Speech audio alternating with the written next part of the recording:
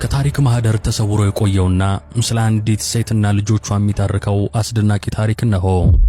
ይህ ታሪክ እስከ ዛሬ ድረስ የብዙ አሕዛብ መገኛና የእግዚአብሔርን ሁሉን አቀፍ የቃል ኪዳን ፍጻሜ ምስጢር የሚከፍት ቁልፍን ይዟል።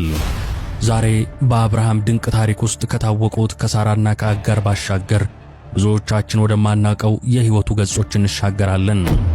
አብርሃም ከሚወዳት ከሳራ ሞት በኋላ ሌላ ሚስት አግብቶ እንደነበር ስንቶቻችሁ ታውቃላችሁ? ስሟ ኬጡራ ይባላል። ይህች ሴት ማን ነበረች? ልጆቿስ ምን አይነት ተጽዕኖ በጥንታዊ ዓለም ላይ ያሳረፉ?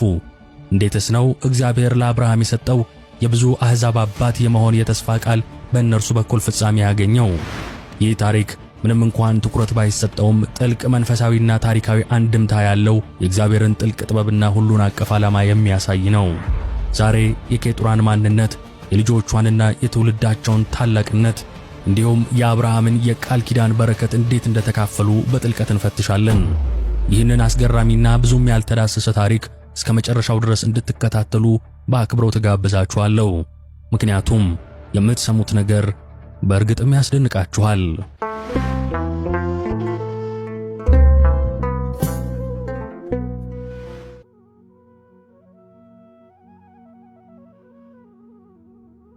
በቅዱሳት መጻሕፍት ገጾች ውስጥ ስሟ በጸጥታ የተከተበ በታላቁ አብርሃም የሕይወት ታሪክ ውስጥም ጉልህ ስፍራ የያዘች አንዲት ምስጢራዊ ሴት አለች።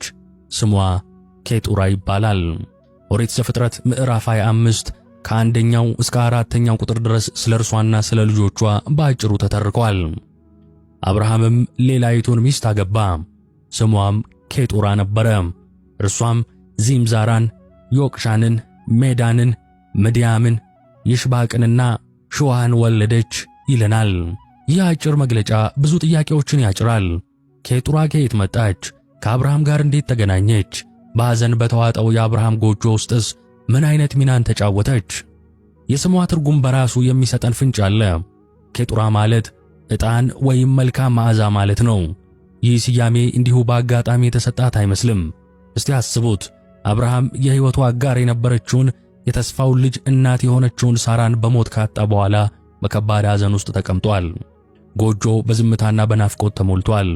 ታዲያ ኬጡራ ወደዚህ ቤት ስትመጣ ልክ መልካም መዓዛ እንዳለው ዕጣን ለአብርሃም የመጨረሻ ዓመታት አዲስ የሕይወት እስትንፋስን፣ የሰላምና የበረከት ስሜት ይዛለት የመጣች ይመስላል። ሐዘኑን የምታስረሳ፣ ብቸኝነቱን የምትጋራ፣ የጎደለውን የምትሞላ የተወደደች ሴት። ኬጡራ ከአብርሃም ጋር የነበራት ግንኙነት ምንም እንኳን በመጽሐፍ ቅዱስ ውስጥ በስፋት ባይተነተንም ጠቀሜታው ግን በቀላሉ የሚታይ አይደለም። ከሳራ ሞት በኋላ